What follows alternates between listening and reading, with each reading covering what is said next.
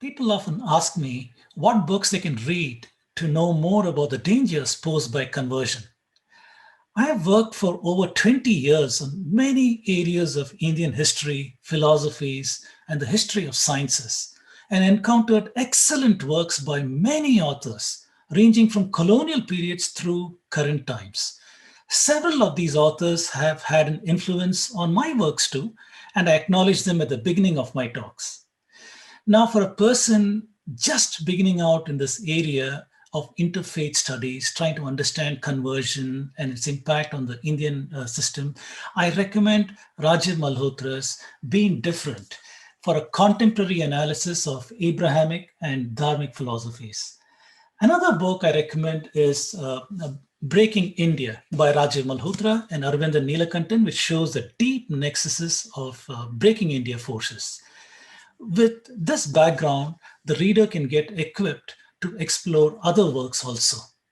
The sermon that that lady, the female evangelist, delivered on that in that camp was something about the worthlessness of worshipping idols.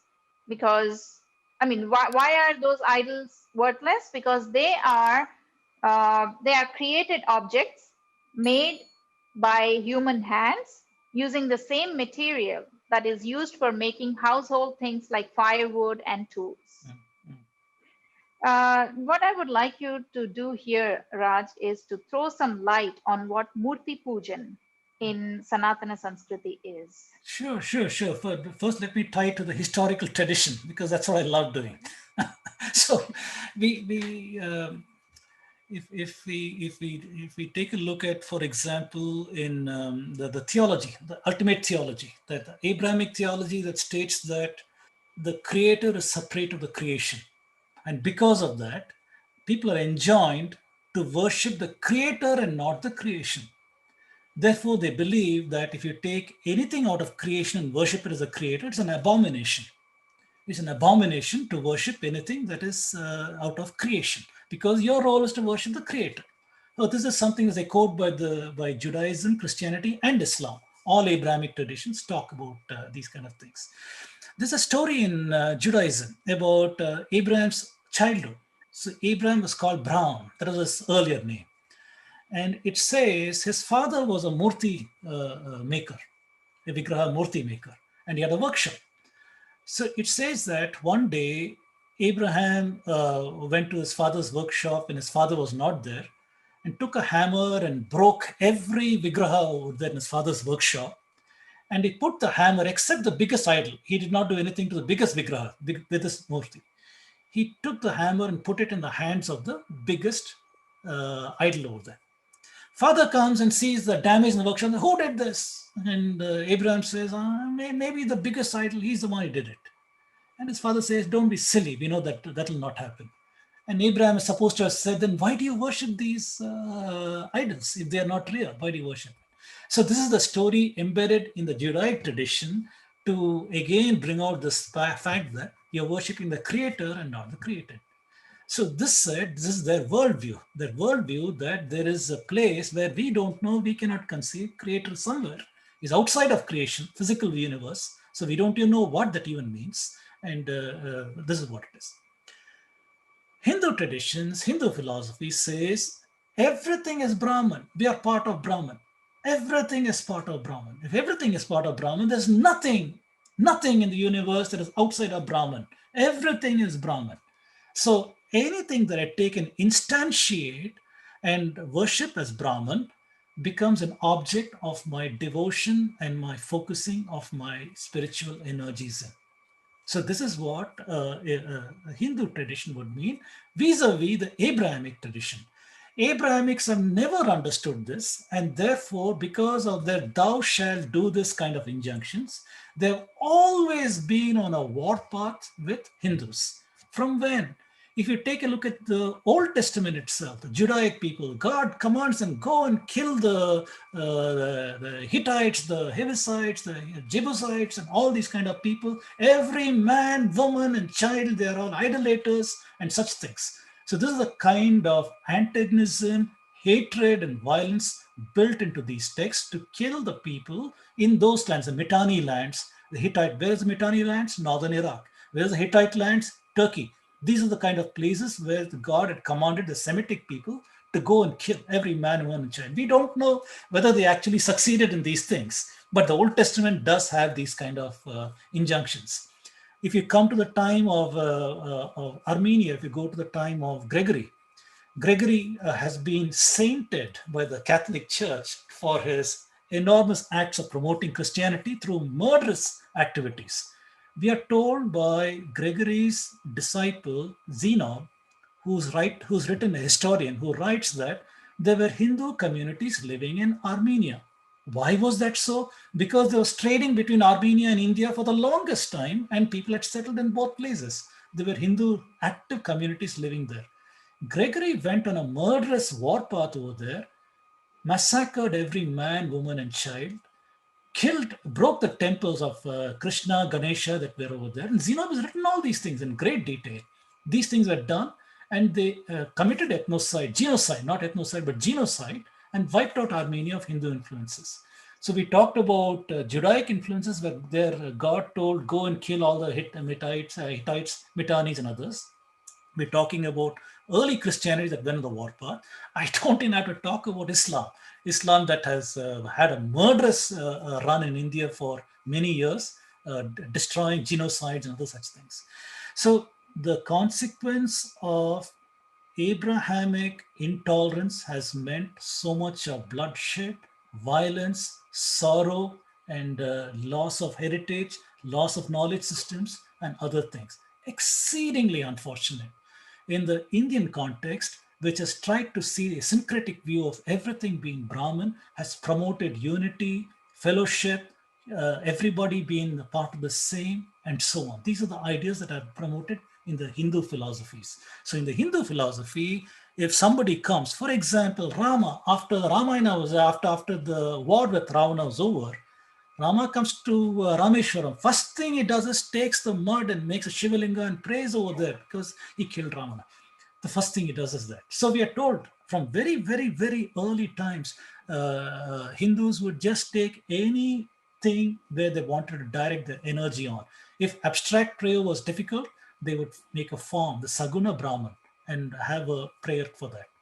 So the puja that we are talking about also is a form of sadhana. It's a form of practicing. Remember the analogy that I gave about the trees, about how if you want to look for a star, you look at the various things and you use that to finally go to the object, the star over there. The prayer that we do, the puja that we do, if people might remember their mothers or maybe their grandparents or others doing the puja, they have replicas and miniature vigrahas at home, which this is what would happen. The person who's doing the puja has got a ritual bath, clean, other such things, come over in a sattvika state of mind, come over there. And the first thing is you ritually bath the vigrahas. Then you change their clothes. Then you put kumkum, chandanam, vibhuti, and other things in the vigrahas. Then you sing some stotrams. Stotrams are prayers for the vigrahas and things like that. Then you offer some food, the naivedyam. You offer some food over there. Then you do an arati, which is basically once again celebrating that. Then finally you put the vigrahas to sleep, saying the prayer puja is done and the prayer is done. This is seen to replicate ancient Indian hospitality, not only ancient Indian, even medieval Indian. Today, if a friend comes to your house, he's probably driving a car and comes, is fresh and everything is fine and he comes to your house. But in ancient India, if your friend is living in a different village and is coming, even if it is 10 kilometers or 20 kilometers, it was a difficult journey because there were no tar roads. There were mud roads, lot of dust. India is a very dry country during the non-monsoon period, right? So they'd come in the bullock cart or they'll come the jet car or something like that. And as they're coming, they're full of mud and dust by the time they land up in the friend's house. So what do you do first? As soon as your friend comes, you give him some water. Here, friend, please wash your hands, legs, and face and everything like that.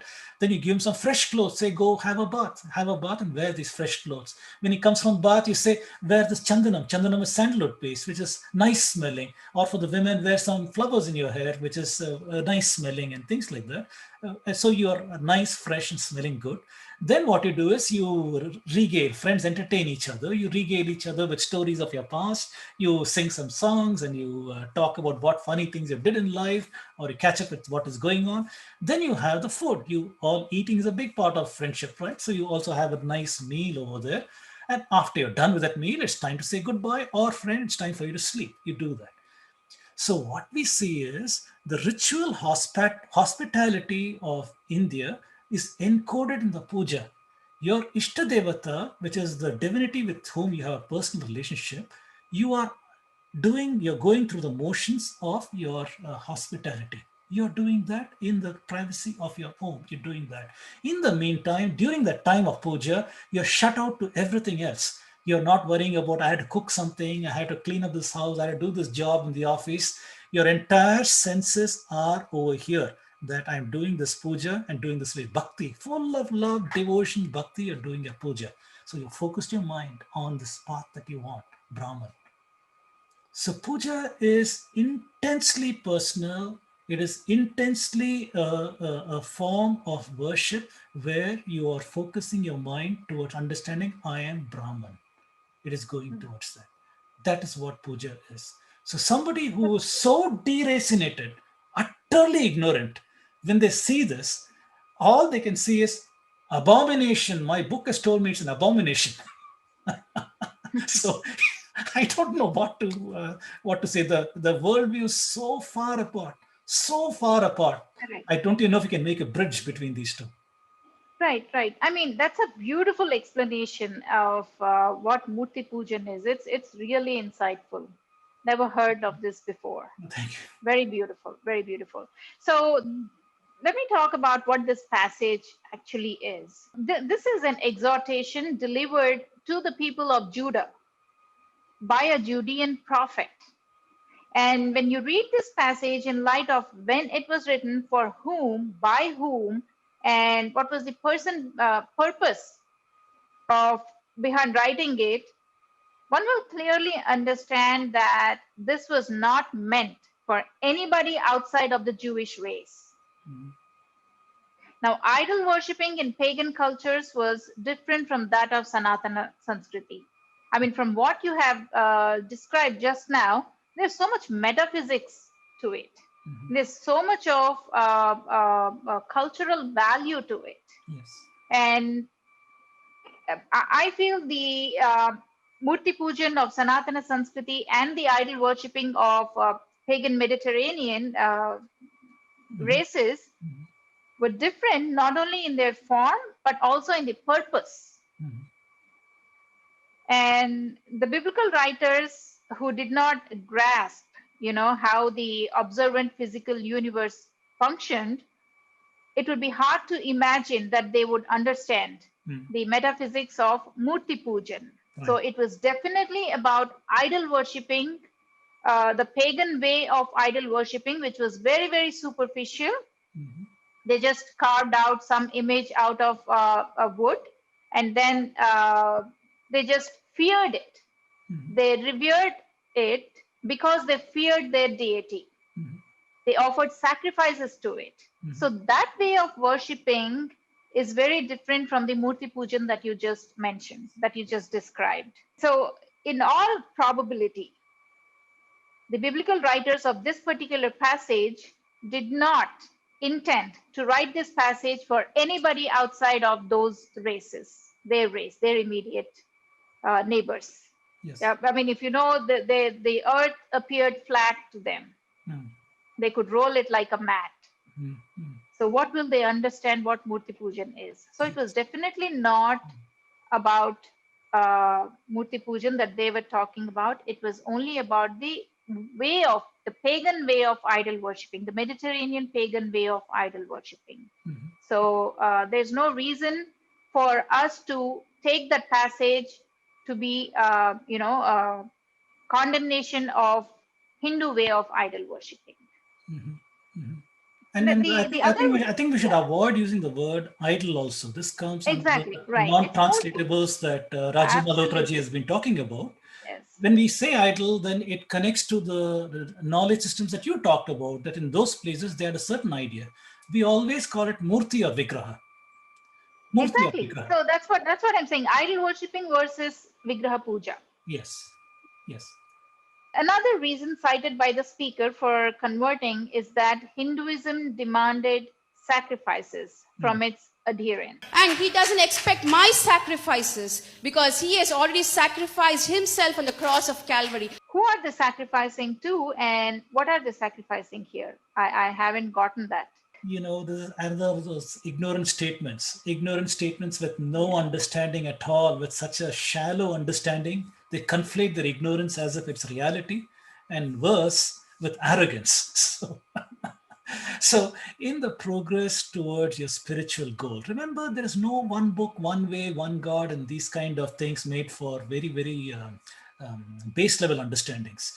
It is you have a library of ways. And there's no one book. There's a library of books over here, library of ways over here. So one has got to understand there are many, many paths to go to your destination over here, and it is up to you to understand how to go over there. There is no one path. Everybody's journey is individual. It is your journey, your best understanding of everything. So, in a journey like this, you might want to strengthen your resolve in various ways. Maybe you find you're a procrastinator. Maybe you find that you got some deeply embedded personality traits that do not allow you to progress on a spiritual journey. And that's true for most of us. Most of us have got some foibles or the other that prevent us from succeeding at certain things in life. So you, as a Hindu, might like to say, I will take a vratam. Vratam is a vow, a religious vow, if you will. And maybe on Ekadashi day, you might say that I will give up one meal in this evening. Or I might say, I love to eat some particular dish, but I will do without that. I will do without that to show my resolve in a personality building so that I can go on a journey that I want. So these were the kind of sacrifices, if I can call it that, that people would take with the idea that they have determination, willpower, perseverance, courage to go on that journey. You cannot go on that journey without these things. We cannot meander through life thinking that I'll go over there. You're a karma generating machine. So if you have to go where you want to go, you need to have certain resolve, that courage, perseverance, moral strength.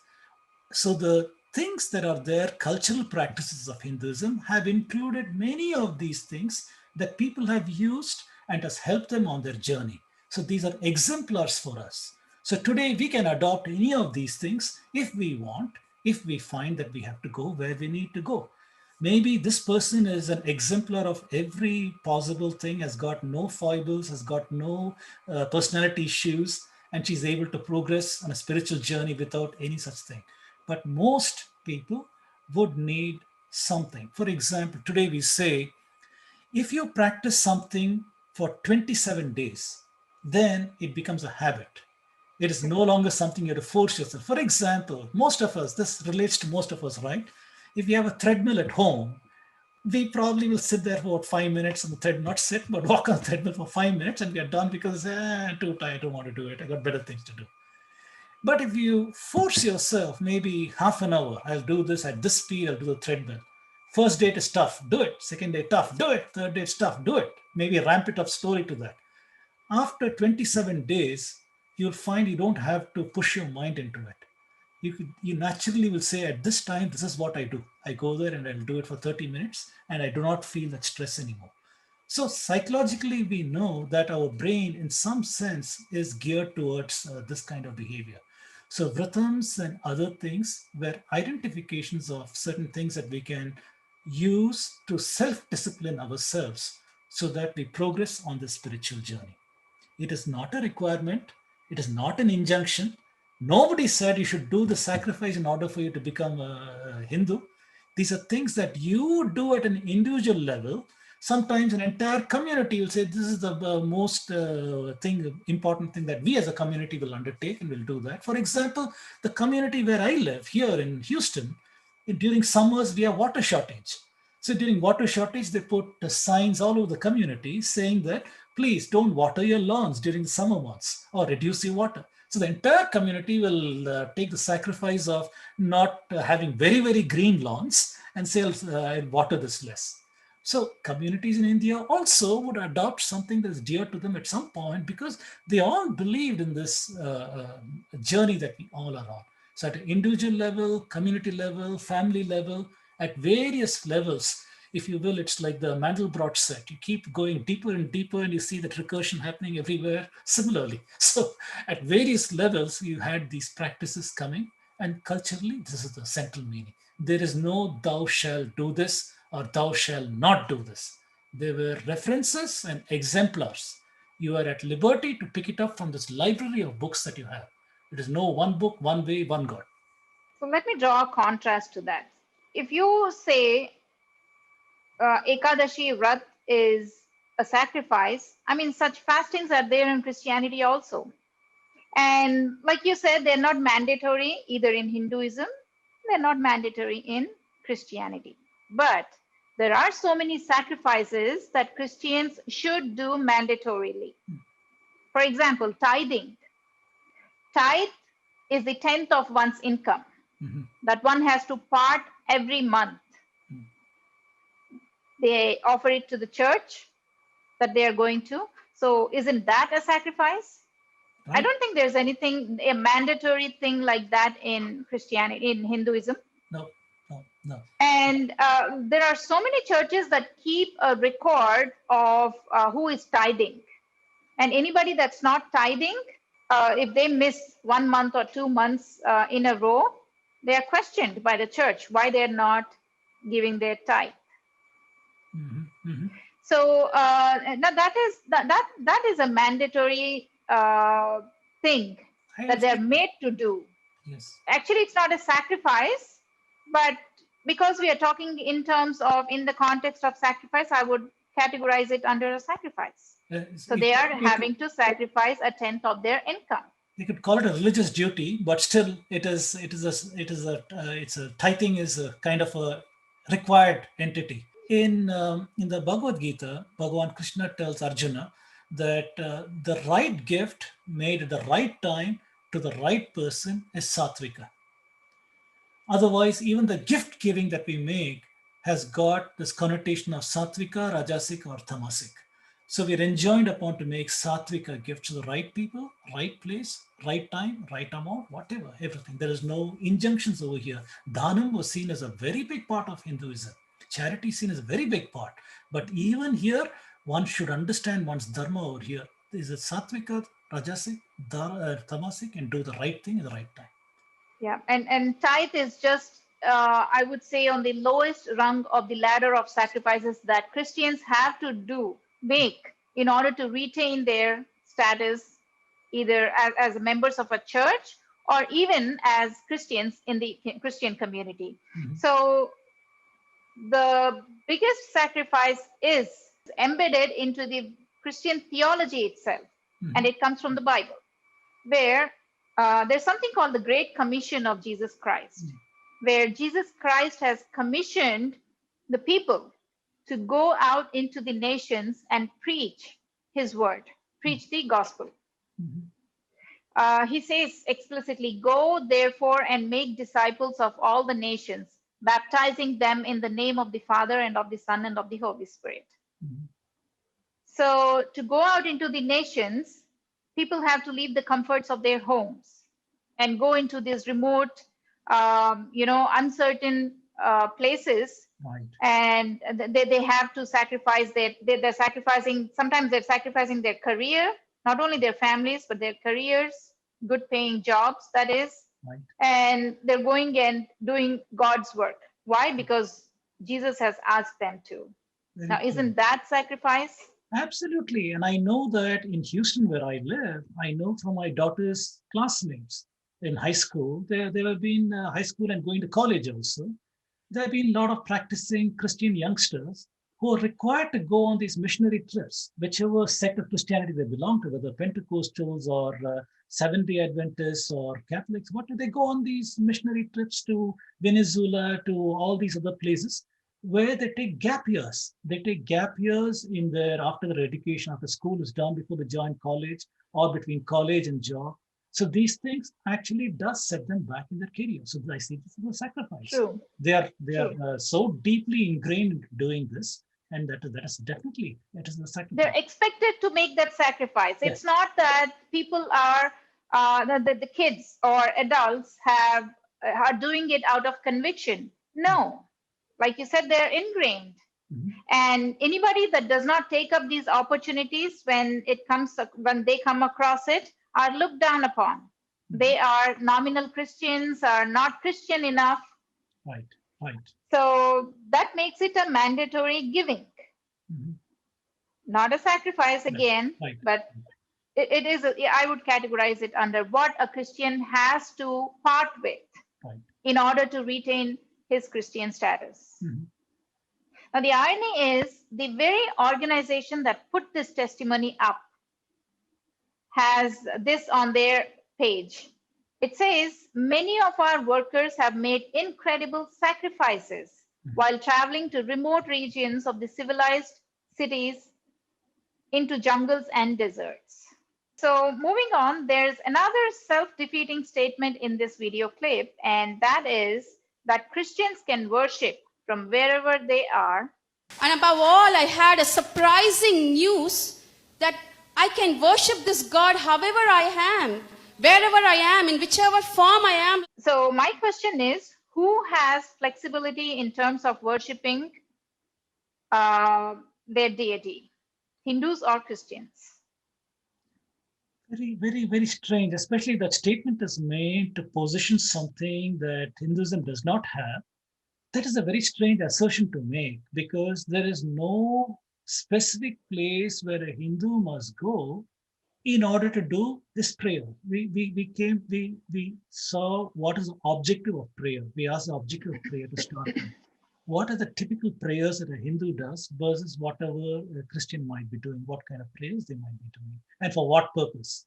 The Hindu's goal has always been on this journey towards Brahman. You could do it anywhere. A certain kind of Hindu might wake up in the morning after the ritual bath, do something called Sandhya Vandanam. Sandhya Vandanam is a practice. They might do it about 3 times a day, and they would invoke the Gayatri mantra, and they would do certain kind of things. They would do that. Whereas some people might include as part of their practices that they'll go to a temple and they will do certain rituals at the temple. They will perform certain rituals at the temple. As part of their understanding of, rather their expression of their spirituality, their expression of their bhakti, their expression of their devotion, all in service of this journey that we are on.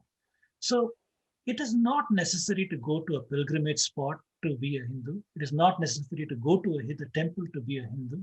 It is not necessary to do a certain thing in a certain way. Like I keep saying, it is not one book, one way, one God kind of a thing. There are many, many, many understandings. Philosophically, at any given time, you're dispelling avidya about the nature of your existence. Towards that, you have great freedom. You have great freedom to explore this notion of spirituality. I, for example, could go and sit in a church, which I have done, and I can sit and try to sing your psalms with you. I can try to understand the mode of worship that you're doing. I can try to understand where you're going towards this without confusing that all gods are equal. It is not, because I understand the divinity that you're praying to has got some exclusionary clauses over there, and then understand the adharma of your practices when you do things of that nature. So as a Hindu, I've got great freedom in exploring spirituality. I have also had the occasion of being with Muslims when they do their prayers, when they break their ritual fast, and these kinds of things. And I understand the practices which they have when a non-Muslim is in their presence. I know fully well what exclusionary methods they do when they are part of a group and others. I know that. But the point is to say here, a Muslim can never enter into a temple. So also a Christian can never enter into a Shiva temple or a Vishnu temple or a Devi temple or Shakti temple, because it is an abomination. You can't go there. Satan resides there. This is what has been ingrained into their heads. So they cannot do that.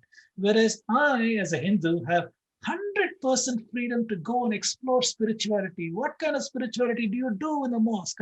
I had the freedom to go and do that. What kind of freedom what kind of spirituality are you exploring in the church? Whether you're Pentecostal or Catholic or Baptist or Seventh-day Adventist or any other strain of Christianity, I can still do that. Nothing is preventing me from doing that, because at every given time, I know my dharma. I know my dharma. I know my goal in life is to dispel this avidya. In the process of dispelling this avidya, I will explore what you're doing. It does not mean that I believe in this one God, one book, one way. It is not that. We belong to a culture that has got a library of ideas, a library of books. This is a statement from Jeffrey Armstrong, which I'm repeating. So this is we belong to a culture that has got a library, not just one book. So I got great freedom, as opposed to somebody who's locked in because every exit door that you explore, Satan is residing there. You can't go there.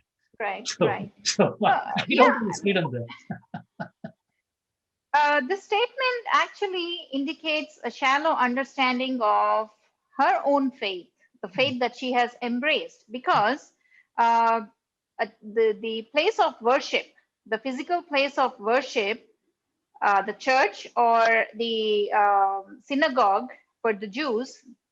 So for Judeo-Christianity, the significance of a place of worship is much more than a temple is for a Hindu. If Christians had the luxury of worshipping their God from wherever they are, what was the need for the church corporation to pour in trillions of dollars for building churches? Right. And also, I have never heard of a pujari visiting a Hindu devotee's house and asking, why are you not coming to the temple? Right. But this happens in a church. Churches have memberships. Again, temples do not have memberships. So churches have memberships, and the pastor knows how many families are attending church. So if he sees that an individual or a family hasn't come to church, attended church in a week or 2 weeks, the pastor visits the family and finds out why they're not going to the church. And not only does he find out why they're not going, he would also preach on the consequences of not going to church. Which means that if the family were to say that, we have decided to stay home and pray every Sunday. So the pastor would say that is not how Christianity is practiced. Such Christians are looked down upon. They are called lukewarm Christians or liberal Christians or nominal Christians. Or worse still, they are demonized. They say Satan is not allowing them to go to church. That is how important praying in a church is, attending in a church is. God is not going to listen to your prayers if you do not offer it in church every Sunday. I mean, you can go to church once a week, and then for the rest of the week, you can pray from home. Those prayers will be answered. But if you were to totally quit going to church, then such prayers do not reach the Christian God. This is the way Christianity is practiced. So this is what I think, Raj. They're so confused, the new converts, that they just don't make sense when they are describing their faith matters, the matters of faith. Either the tradition that they have quit or the faith that they have embraced. Yes. So just to reiterate, I think it's anybody's personal choice to go to whatever they think gives them a spiritual goal or happiness in life and these kind of things. It's their prerogative. Their prerogative to go and worship whatever form they want. And I don't think any of us would have any kind of objections to that. Only issue comes when your faith infringes on my right to live the life the way I want to.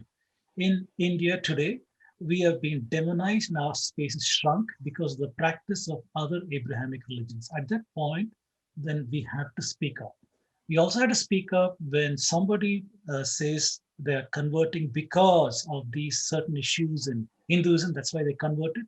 That too is a cause for discussion because these are based on utterly incorrect, demonized, distorted narratives. So we need to speak up and correct those things too. I would suggest that whenever any Hindu individual, student, kid, or an adult is faced with a conversion pressure, to make sure that you understand Hinduism is not in conflict with science. Science is perfectly in conformance with the Sanatana Dharma because we are seekers. A seeker is a scientist.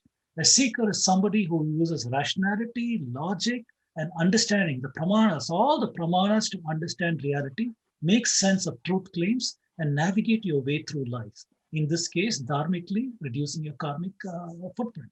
This is what we do as Hindus. Whereas one should be told that in Abrahamic systems, there is a conflict with science because there are some history-centric events, the way Raji Malhotra ji has talked about in his books. There are history-centric events over here which are critical to the truth claims that are proposed by Abrahamic systems. If those history-centric events are analyzed logically and rationally through our prism of science, they don't hold up. And one of the big things is theory of evolution, theory of the cosmos. All of these ideas that we have in science today, they are not in conformance with these things. That is why we repeatedly see the rejection of science by Abrahamic people.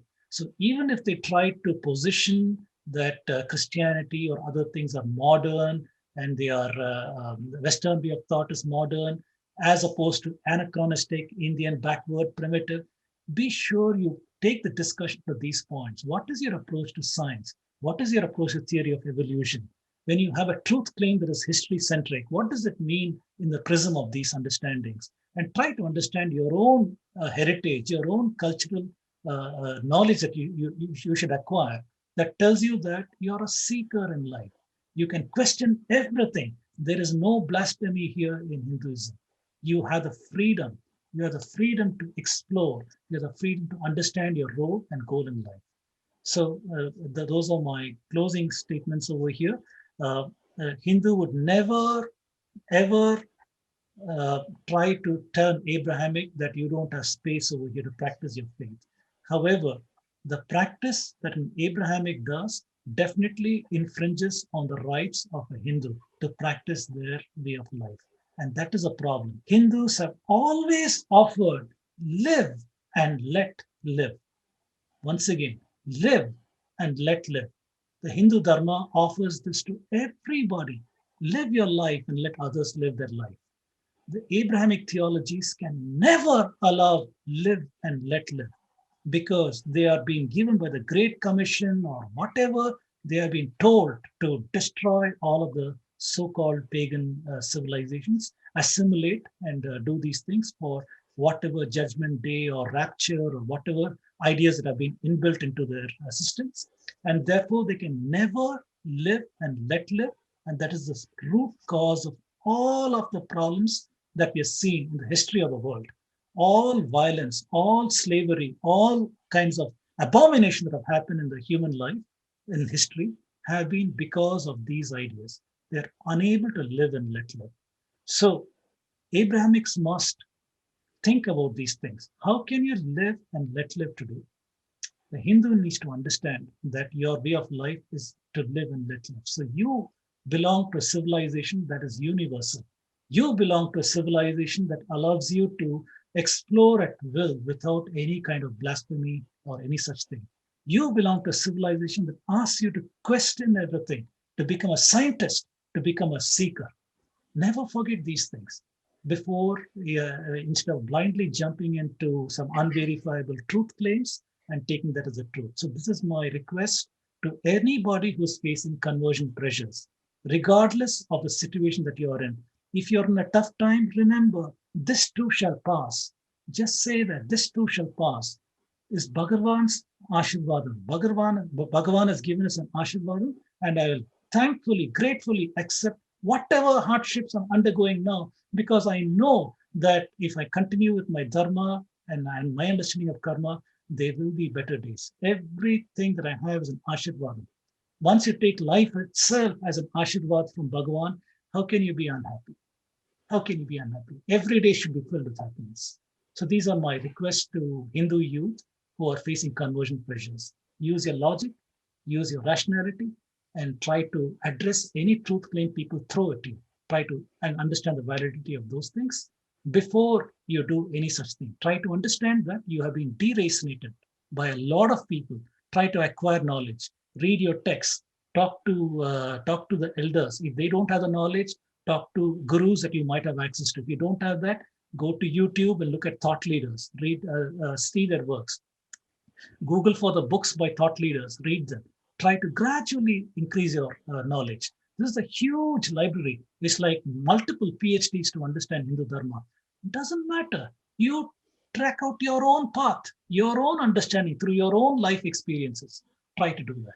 Try to resist any kind of conversion pressure because, like I said, you will become like that village idiot who, when given a $1 million check, will give it away because he got two shiny 1 rupee coins, which is much more better than a piece of paper.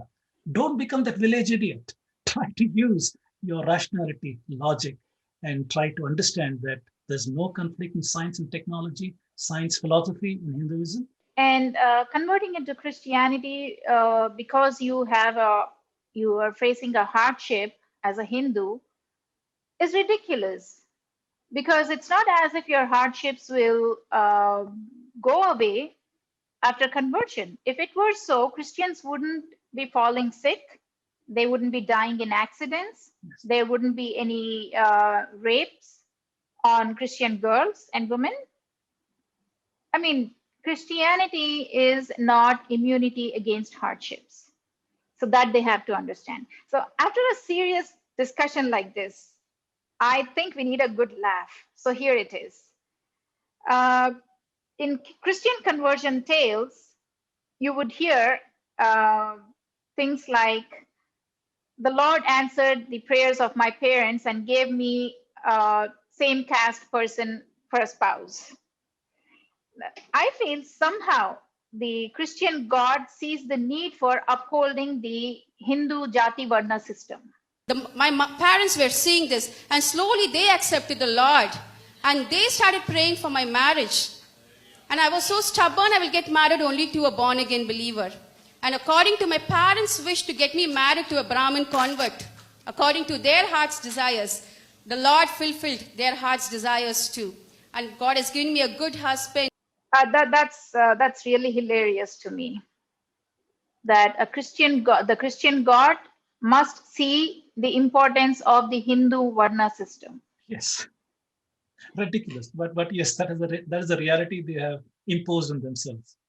Right. So as we come to the end of this episode, I want to turn the attention of Hindu parents to the lessons that could be learned from this conversion story. So the most important lesson is catch them young, just like Christian parents do. Do not send your kids to proselytizing schools. There are so many non-Christian schools. There are Bharati Vidya Bhavans, there are DAVs, Chinmaya Vidyalayas, Ramakrishna Mission schools, just anywhere but proselytizing schools. So this is the only way we can protect our kids from becoming targets of lay evangelists in schools, in colleges, at work, and other places in the society. So thank you, Raj, for your valuable insights. And some of those things that you shared, I have never heard them before. And beautiful descriptions of what Murti Pujan is, what sacrifice is, and what are all those rituals for. Beautiful description. So thank you very much for your time, for your valuable insights. And please continue to enlighten us with your incredible findings in the field of history. Thank you. Thank you so much, Esther. It's been a pleasure talking to you on your show and to the viewers. So thank you very much. So thank you all for watching, and please continue to support the intellectual Kshatriyas And I will see you in another episode. Until then, namaste.